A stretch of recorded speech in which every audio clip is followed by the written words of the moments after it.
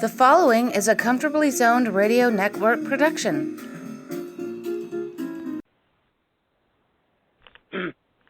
Thank you, Tally Olson. I am back.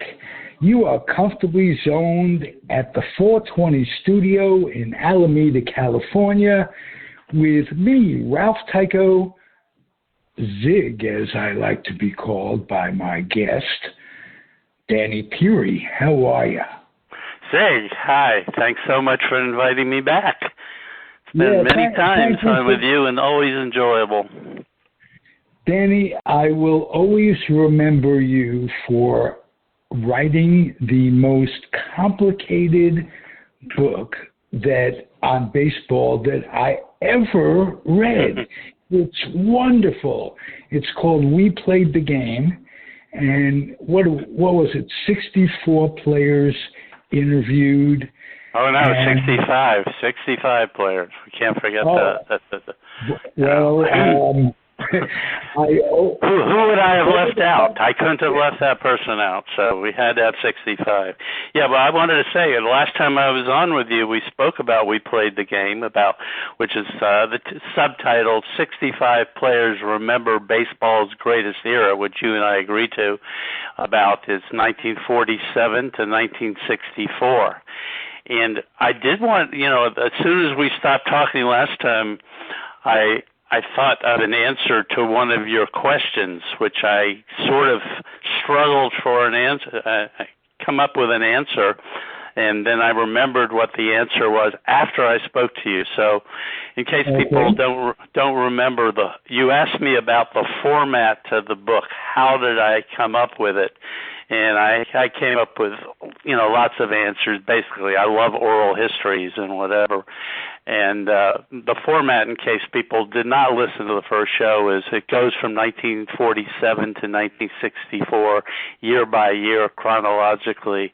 And all of the writing, it's not really writing, it's all oral history, where 65 players tell the story of that era, where they take turns one after another.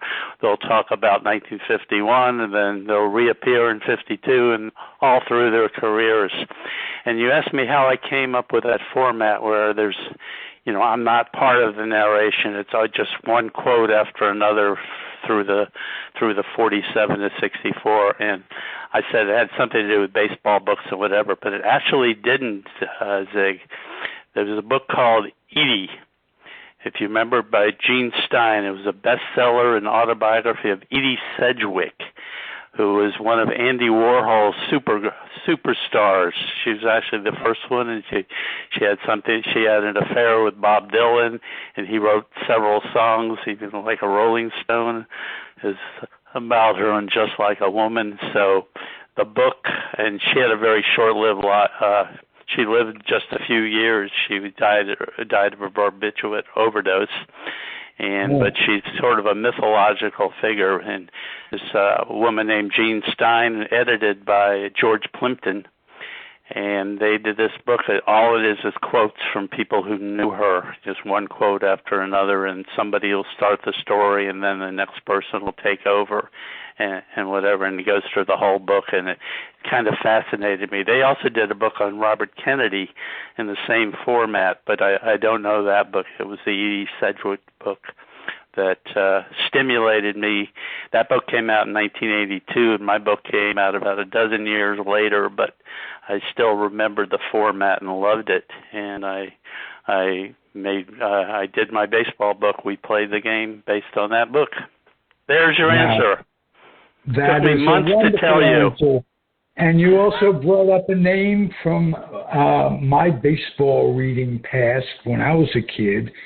George Plimpton wrote two books that really influenced me, because he basically set out in his books to give an inside story of what it's like to play both professional baseball in one book and professional football in the other. Paper Lion, yeah. Yeah, Paper Lion. But the book he wrote about baseball really puts you in the dugout It was fantasy for me as a kid, but it stuck with me, and I'm indebted to George Plimpton for that. He was a Walter Mitty, and I consider myself a Walter Mitty. And actually, from reading your stuff that you put together, and you don't take credit. It's not just people rambling and talking. The author, in this case you, has to put the right rambling, and you have to edit it. It's not just, you don't just let them go and record somebody for an hour. It's what is significant and important. And I love Plimpton's book. I love books, and I certainly love yours. So, thank you so much. Yeah, and it's interesting. People always commend me for not only having interviewed Hall of Famers, but just the very good ball players, the guys who never make the Hall of Fame. And so I only had a few Hall of Famers, Brooks Robinson and Ralph Kiner, who's one of your favorites, and George Kell, and when somebody else just made it. Minnie Minoso just was elected to the Hall of Fame by the Golden Era Committee. So I have another guy of my 65 who is a Hall of Famer. So congratulations. Well, only 50 years, 50-something years after he was first eligible to be put in the Hall of Fame, where he always deserved to be. It only took them 50 years to get him in. You know. I wonder, if you had one reason that he was held back? Was there one individual in baseball? Was it just a mindset of Cubans and Latin players not respected? Because there's another Hall of Famer, a recent Hall of Famer, a Latin, that was held back for a long time too, Tony Oliva. Mm-hmm. And I wonder why Minoso was held back so long, in your opinion. In my opinion, it was partly race, partly that he was never on a world champion. He kept Al Lopez, who he couldn't stand, was a manager of the Indians and White Sox, and kept trading him every time he get on his team. And I think part of the reason, it's the general reason blacks were not put into the Hall of Fame. One of the reasons I think of for years is the fascination you and I don't like, is the fascination for home run hitters. Minnie Minoso did everything well. He could hit home runs. In fact, he at one point was the career homer champion of the Chicago White Sox, but it wasn't that many homers. He was known for his great defense, for his running. He led the league in triples. He led the league in hits. He led the league in stolen bases. He was the guy and I love manufacturing of runs. Minnie Minoso was one of the great ones for that. He was such a just clutch, great player. And part of the legacy beginning in 1970 is I don't even know if you were allowed to consider the Negro Leagues as part of your legacy. It had to be the Major League Baseball. So if you thought of him being on the bubble, which it shouldn't have been because he was an all-star for 9 years in the 1950s through 1960, but nobody ever considered that he was also an all-star in the Negro Leagues for 3 years for the New York Cubans. And so that wasn't part of what he was given credit for. So they just gave him credit for being, an all-around baseball player, but not a home run hitter. Then they take the fact that he was not on a world champion, and also just color. And he also, what we talk about a lot is a defiant attitude. Mm-hmm. I think that was part of it. He was part of the thing. He couldn't speak good English for a long time, and then later on he was just kind of I guess he was friendlier to the press than a lot of people, and particularly in Chicago where they completely loved him. But he wasn't somebody who was considered totally happy with the state of Major League Baseball in terms of Latins and black players. So it was always known he a guy like Mudcat Grant and Vic Power, my idol, they were all like good friends, and Larry Doby, who did make the Hall of Fame. They were all kind of defiant guys. They never towed the line, and they were known a little bit as they were called complainers or clubhouse lawyers, but they were basically fighting for their rights, and it should have actually been a plus for them getting into the Hall of Fame, but it wasn't. Another reason Manny Minoso didn't get in, probably at some point, is he never retired. He kept coming. The White Sox kept bringing him back. Right, exactly. Was that Bill Veeck that brought him back each time? No, that was after that. It was just the White Sox organization. I forget when Veeck was back in the 1970s. Was he? You probably know this better than I do. Even I can't remember what his status was. I can't remember yesterday, for crying out loud. Yeah. But it was, he was, Ernie Banks was Mr. Cub. Manny Minoso is the same thing for White Sox fans. He's Mr. White Sox, and he still is. Minoso had the misfortune too of being traded. You mentioned Lopez, and I'm sure it had something to do with that. Mm-hmm. Right before they won in '54 in Cleveland, and I think he was traded for Al Smith. His friend Al Smith, who is also one of the people I interviewed, and we played the game, incidentally. So, right. Al Smith, in '59, so he didn't get to participate in those World Series, and I think that could be a contributing factor. That is what I said. He was he got traded from the White Sox. The White Sox after the '58 season to the Indians. So he played on the Indians in '59 when the Go-Go White Sox finally made the World Series, and that time he was on that was a really fun Cleveland Indians team, but they came out 5 games behind the White Sox in the rare year that the Yankees, were a third place team.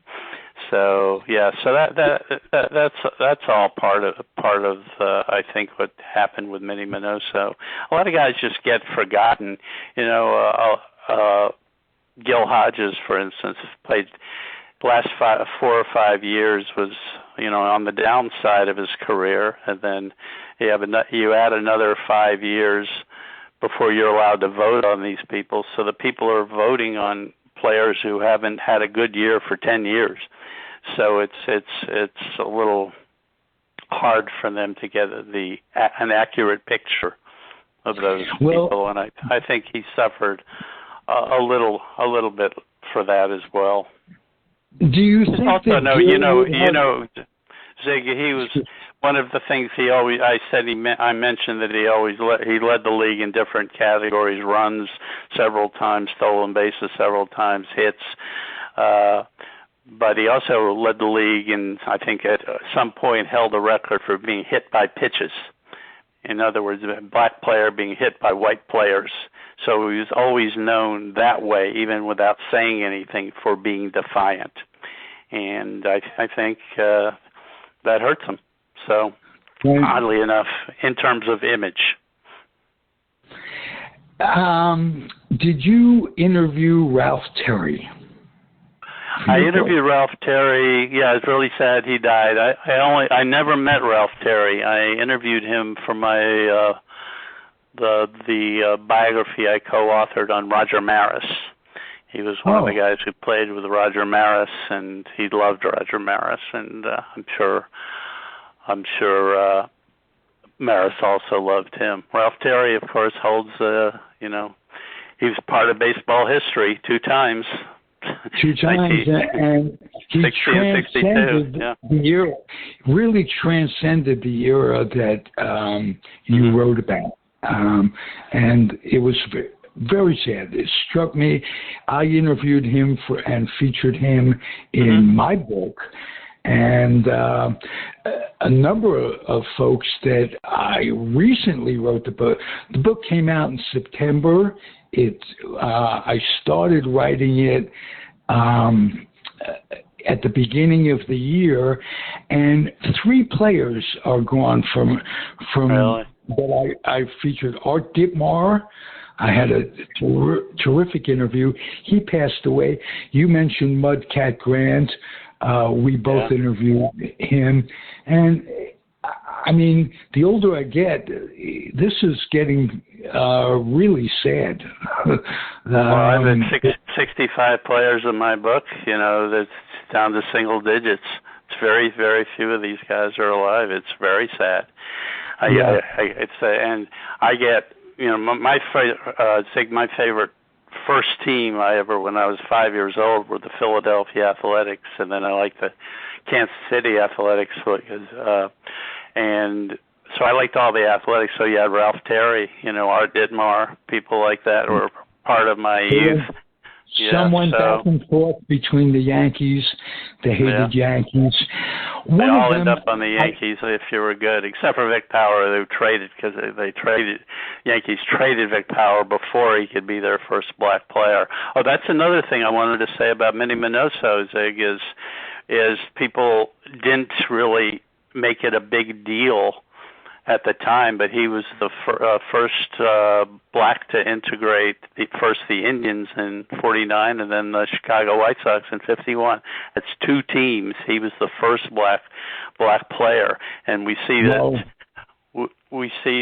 the Hall of Fame just elected Bud Fowler the first black to ever play organized baseball back in the 19th century, and it's such a big deal now, that these guys were the first, and so we never really. He was never given credit for that, and he told me that it wasn't a big deal. Nobody ever said anything about it to him that he was, he wasn't doing what Jackie Robinson or Larry Doby did, but he was doing something pretty impressive. Exactly. Considering the fact that when a Latin player came into baseball in those days, language was such a problem. Mm-hmm. So you weren't only you were trying to, what was it, ham and eggs, or you were taught originally how to order. And so assimilating into the culture made it not only playing baseball, but having to live life, rent an apartment, meet people, and what have you. Language was a big problem for these guys, and it didn't give them the opportunity to meet with the press on a favorable basis. And right. So that has a lot to do with it. One of the things I'm so glad you mentioned that, because people don't talk about that at all. And Minnie Minoso did tell me about that. He luckily had Luke Easter. Remember Luke Easter, the great first baseman, legendary character. He had him on the Indians when he first came up, and Minnie Minoso didn't know how to speak English, and so Luke Easter took him around and did all the translating. We mentioned Al Lopez, and I threw in how Minnie Minoso really did not like Al Lopez, and a lot of black players and Latin players didn't like him, and one of the reasons is Al Lopez would not let his Latin players speak Spanish. He would get on them for speaking Spanish to each other. They all had to speak English to each other. So it's ridiculous, So what these guys had to go through. that's Pinky Higgins type thinking. Yeah. You wouldn't expect a Latin manager who had been through it to react that way. And the name Lopez. Yeah, it's ridiculous. So. Hey, Danny, but they didn't know how to order food. All these guys, and the guys from Cuba and Puerto Rican, they had their own. They ate in a certain way, and that's part of the thing. You go to a different country, Puerto Rico is part of the United States, but basically, you go to the mainland, you eat differently. And Vic Power didn't know how to, he couldn't find places that serve rice and beans and whatever. And Minnie Minosa couldn't find Cuban fare. So their stomachs were never really adjusted. You think all these guys played not feeling so great. It's just a strange situation for these guys having to adapt to a different, it's like us going to Czechoslovakia and trying to fit in. The country back then, as well as now, totally racist. Oh, absolutely. So scary stuff for black players who did spring training in the South and whatever. But there was complaints, and all over Baltimore, players couldn't stay in the same, black and white players couldn't stay in the same hotels. The blacks had to go to a strange part of town, the black part of town to stay, and they had to, as Vic Power always say, he had to walk to the ballpark every day, a couple of miles. This is how, this is how they were treated, all the players of color. And it's really a strange time. And all the team owners allowed it. I will check to the power. Complete your sentence without my interrupting.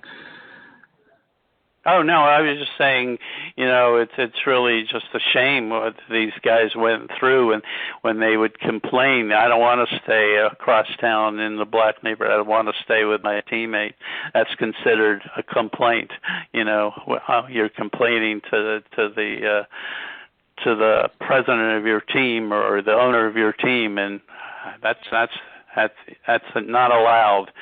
So some players did it, Vic Power and Larry Doby and Mudcat Grant.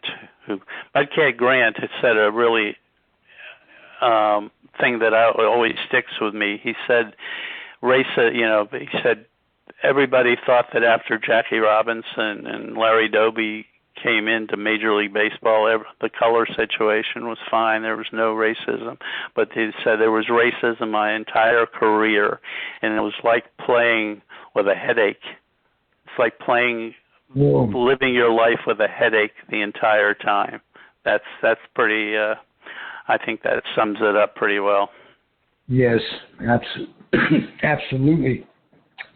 Let me just interrupt to go back to Gil Hodges. In your opinion, if they weren't considering his managerial exploits, would have he ever been elected to the Hall of Fame? I was surprised he got in this time. I don't know if you were.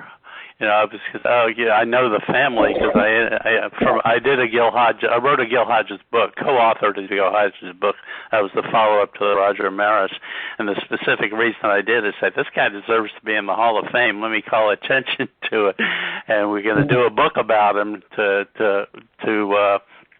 advance his cause for being into the Hall of Fame.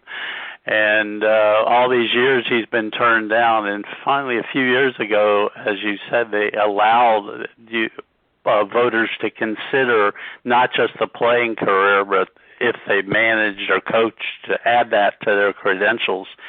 And so this time he got in by exactly the right number of votes. One less vote, and he wouldn't have gotten in again, and his family would have been devastated. Let me put it that way.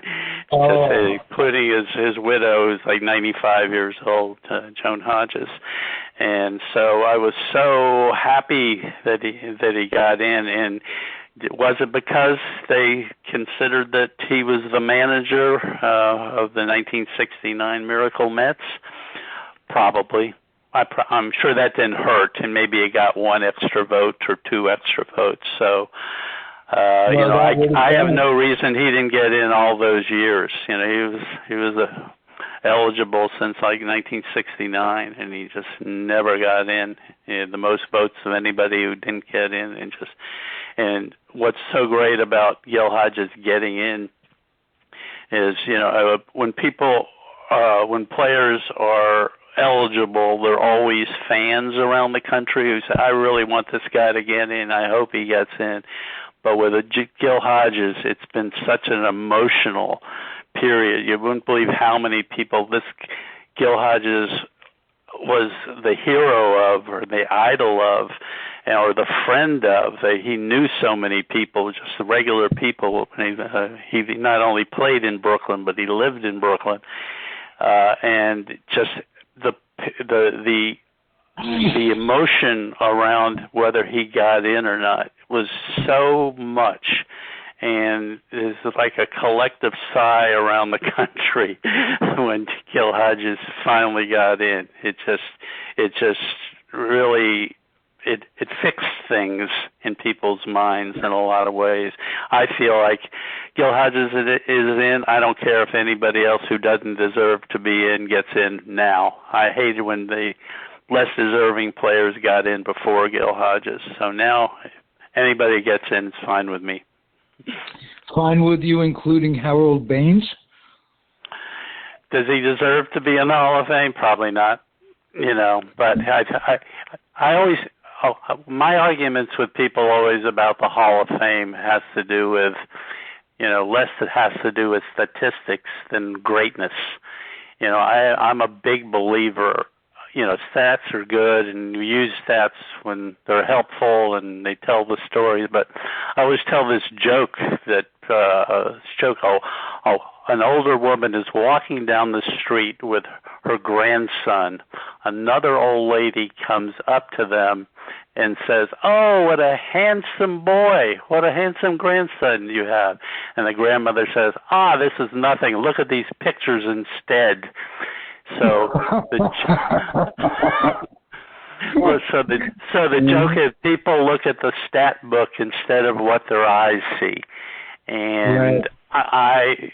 So many of these guys I see as great players, like guys like Keith Hernandez and Don Mattingly. Who cares about their stats? They were just great. And those are the guys I like. And Hodges was great. He had great statistics that nobody paid attention to, but just great.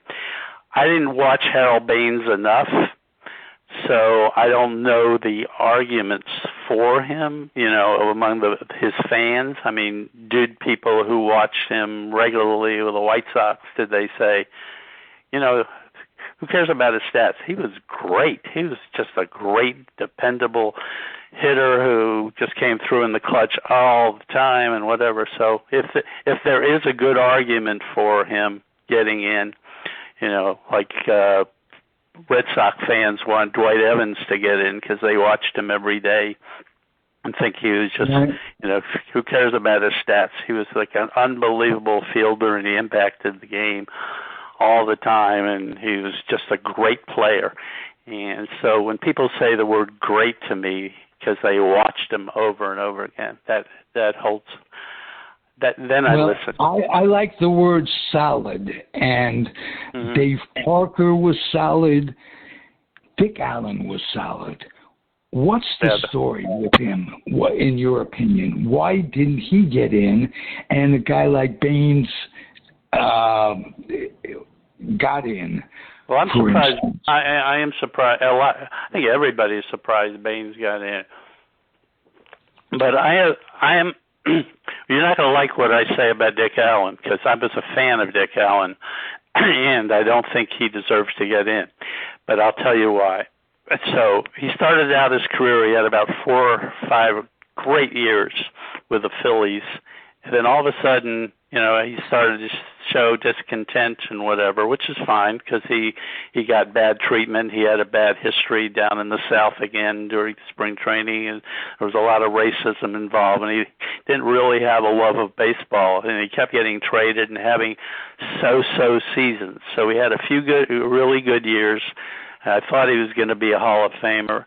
And he went to the White Sox, was the best hitter in baseball in 1972, won the MVP award deservedly. Next year, he was on his way to another great year, and then he walked out on his team, which Hall of Famers don't do. He just said, I don't want to play anymore, and he left. He came back, had another pretty good year, and then he had a couple of bad years. So all through that time, people were saying, boy, he should be in the Hall. Has Hall of Fame talent, and he should have been in the Hall of Fame if he kept up playing at a certain caliber. We all said, I say the majority, he wasn't that. If only he'd done this or that, he could be a Hall of Famer. If only he had more love of the baseball, he would have been a Hall of Famer. If only he kept up what he did at the beginning, he'd be the Hall of Famer. And that was what we always said about him. He's not going to be. And then several decades later, everybody says, God, he was the greatest player of that era. He dominated that era. Why isn't he in the Hall of Fame? So I don't think he should have been, because that's during his time, unlike Gil Hodges, where we always said he's going to be in the Hall of Fame. He's a Hall of Famer. Is destined in the Hall of Fame. We always said with Dick Allen, if only he'd done this or that, he would be in the Hall of Fame. And that's what I remember. So that's my story on Dick Allen. But as I said, he's going to get in. I was surprised. I thought he'd get the most votes this year. I was surprised he didn't, and he'll get in next year. But I just, his stats compared to, if you do stats, look at Gary Sheffield, or even the real discontent, everybody hates him and he'll never get in, is Albert Bell. How do you... Oh, yeah. Yeah. So, and Sheffield too was what's considered to be a head case. Yeah. Look at his stats; they're unbelievable. Absolutely. Yeah, year after year. Unlike Dick Allen, just like year after year after year, and Albert Bell, year after year after year, just unbelievable production. That these guys, I think runs and RBIs are the two big stats. And these guys, unbelievable how good they were. And it's kind of just, we don't like him, so we'll go back and he'll be another black guy we don't put in. So, I don't know, a discontented black ball player. So, Danny, you mentioned something that's true. Allen is going to have another chance. How about Clemens and Bonds? What's your because you are the ideal podcast guest. You have opinions without being opinionated, and you're just a trip for me, because I could ask a question and get an answer that you really believe. You're not going, well, some people say this and some people... It's your opinions. So give me the ultimate Hall of Fame discussion is Clemens and Bonds and their contemporaries. Weren't you surprising that how few votes Alex Rodriguez got? He's been trying to clean up his image so much in the last few years, specifically to get into the Hall of Fame, and it looks like it's a failure that people haven't revised their opinion of him. My opinion on all the steroid people, unfortunately, is they messed up our record book. They ruined what was precious to us. All those years of Zig, you and I, and whatever, looking at baseball statistics and backs of baseball cards and whatever, and the Sunday paper where they list all the batting averages of everybody, and we just loved all that stuff in the total baseball and whatever. And these guys took the steroids and they ruined the record book. So I don't know. I wouldn't mind it. Say that again? Are they to blame, or was it endemic in baseball at the times? And when you say those guys, I would, from what I've ascertained, interviewing a whole bunch of people that played in that time, 80% of the players in the years we're talking about, in the Sosa, McGuire years, were on steroids. And that includes pitchers. So these guys, as Clemens is a good example, so doesn't that even itself out in a way? And shouldn't a notation be made, an asterisk on the plaque? These players played in an era that skewed statistics, but beyond that, they were the best player of the era that they played in. And would you like to see these players in the Hall of Fame? As I said, they kind of ruined the game. They ruined the baseball history, so I'm mad at them for that. You know, it's like Pete Rose. You know, people want him in the Hall of Fame so badly, but, you know, and Shoeless Joe Jackson, you know, they ruined what they should be in the Hall of Fame. They mess it up for themselves and everybody else with them.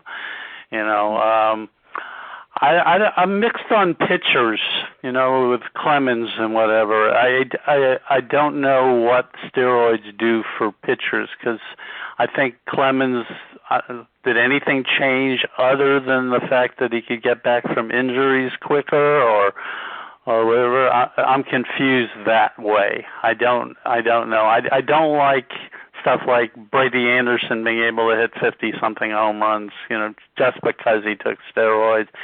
I don't like that Barry Bonds all of a sudden became Superman, that any ball that he hit would fly out of the ballpark.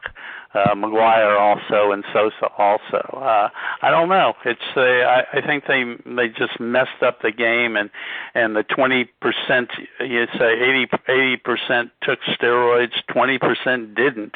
So aren't they affected by that? I mean, they're the ones who didn't take it because they thought it was wrong. So are they? I would say to them that unless they're correct in their thinking, unless Major League Baseball and the Players Union got together at some point and said steroids are allowed, you know, there's no penalty for this because it actually has some benefits. You know, it can get you back on the field quicker and make practicing better and easier and effect, but there has to be some kind of limit to these. I mean, we get mad at the Russians for messing up with steroids in the Olympic Games. So why would we allow that and not allow that, and then be okay with baseball players, our own baseball players, doing similar stuff? I don't know. Right. I mean that for these guys to create this kind of thing. I mean, we don't just blame them.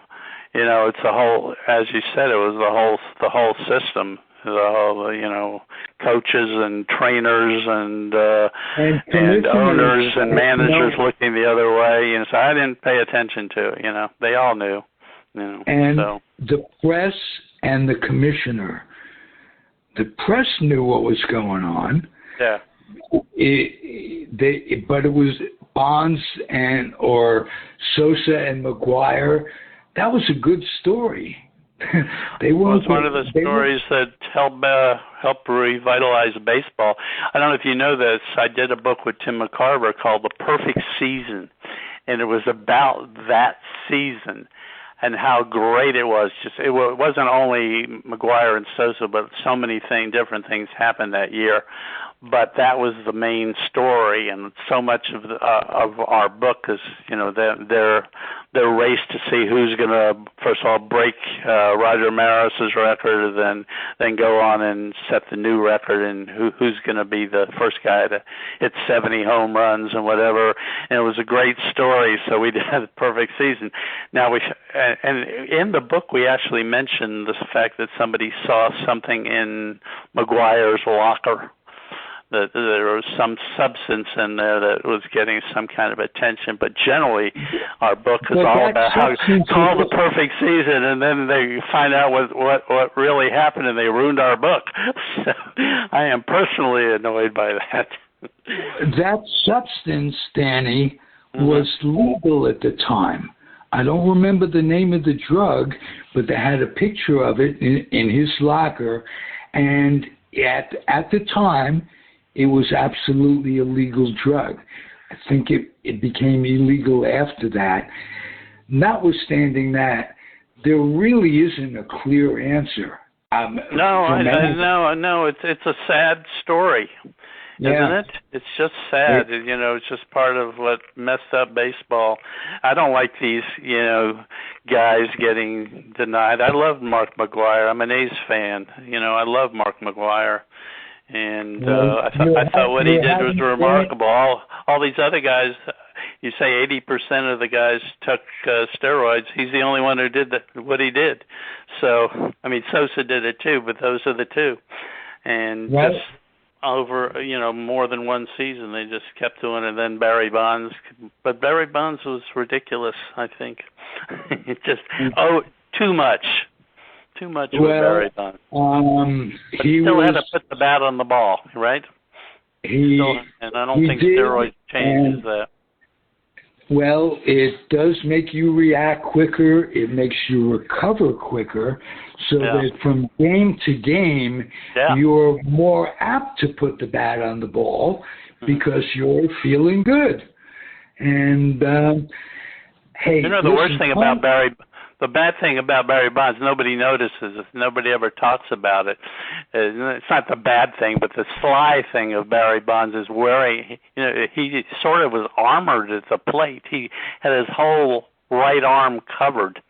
So in case he got hit by a pitch, he wouldn't feel it. So if you have a player go ahead, and nobody talked about that or objected to the fact that he basically had an armored right arm, and so he didn't worry about being hit. He didn't worry about getting hit.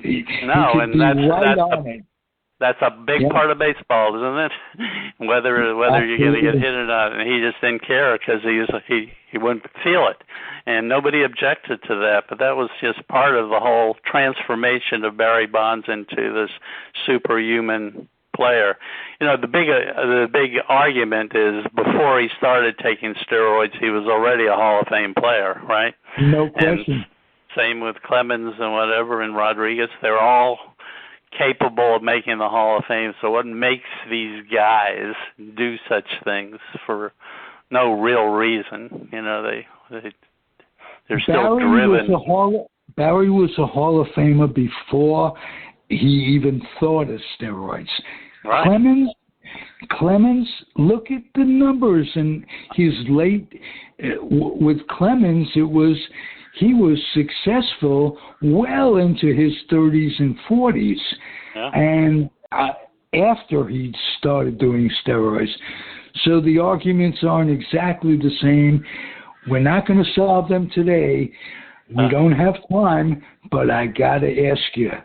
Tell me something about Roger Maris I don't know, or I've never heard, or the public doesn't know. Well, what I'm gonna say, people think about it. They talk about what a great accomplishment the 61 home runs is. We get that. It's how great that was. What I always admired most about it is something that happened almost every year with Roger Maris. Is at the end of the year, he basically couldn't hit. He'd either be injured, he had an appendix surgery one year, and he ended up going like 6 for 106. And the year before 1960, remember, he was ahead of Babe Ruth's pace in that year, and he got hurt sliding into second on a double play ball hit by Mickey Mantle, incidentally. And one of the my favorite accomplishment of Roger Maris's was he broke the record in September, and I think he had 10 or 11 homers in October 1st, where he hit the homer. He couldn't hit at all that whole time. He managed to hit that amount of homers without being able to hit. And that's, I find that the thing nobody ever thinks about. I mean, it's a weird thing to think about, but this guy still had the ability that he could hit all those other months through August, and then he couldn't hit, and he still managed to hit 11 homers with all that pressure on him, and having no ability to get any, put the bat on the ball in other occasions, and he still did it. The other thing I always tell people when they talk about stats, they say, "Oh, he had a couple of good seasons, and he shouldn't be in the Hall of Fame," although he had more appearances in the World Series than anybody. But the big thing to think about is Roger Maris twice went to third place teams, the 1959 Yankees and the 1966 St. Louis Cardinals. They're both third-place teams. He was the only big additions to either team. Yankees went on to win 5 straight American League pennants. St. Louis Cardinals won 2 NL pennants in a row once Maris was on the team, the only addition, including the one World Series, and they blew the other one. But those are two stats I say. He went to 2 third-place teams and made them championship teams. So good stats nobody thinks about, right? And he came to the Yankees with one of my closest friends, the late Joe DeMaestri. Yeah, mine too. He's like the nicest guy in the world, right? Absolutely. He was you want to have him as a next door neighbor. Yeah. I visited his house, and then I talked to him again. Yeah. Right around there. So really nice man, and he was part of that. I mentioned the Athletics, my favorite team in the 50s. He was the shortstop, and yes, he was. so I always loved. And a pretty damn good shortstop too. And the Yankees got him as a backup for Kubek. And I'll digress a little bit from what we were talking about to the 1960 season World Series against the Pirates. And speaking of Ralph, and who did they bring in at that time? Joe DeMaestri. Joe DeMaestri. But in most late innings of an important game, what Stengel was used to doing was bringing DeMaestri in and moving Kubek to left to replace Berra. But he didn't do it in that game. And Berra, as you know, Berra was the one who watched Mazeroski's ball fly over left field fence. That's very famous picture. So I wonder there was a rock that could have hit DeMaestri in the throat. Were he in there? But probably not, because different circumstances. I wonder if the Yankees would have won the World Series and saved Stengel the job. But we'll never know. We'll never know, and he lost, and I think the whole everything changed in 1961, right? That Absolutely. was the end of that part of the era, and everything further changes, I think, after the Yankees dynasty was over in '64. Those are the two things, but they replaced old Casey Stengel with Ralph Halk, just like the country replaced Dwight Eisenhower with John Kennedy. It's all this, the youth was the new thing, and people don't, except for you guys like us, they forget about the singing. Changes. That was a big David song. Bowie. Yeah, David Bowie. Hey, may he rest in peace, and may you keep coming back to Comfortably Zoned. Oh, thanks for inviting me. Always happy to talk to you. Thank you, Danny. It's a pleasure. Thank you for listening, everybody. What a nice day, and happy trails, and we'll see you back here at the Comfortably Zoned Radio Network. Adios. The proceeding has been a Comfortably Zoned Network production. You are advised to keep your dreams wet, your humor dry, your children and grandchildren out of military recruiting offices and off the laps of clerics who wear dresses. Thank you for listening, everyone. Happy trails.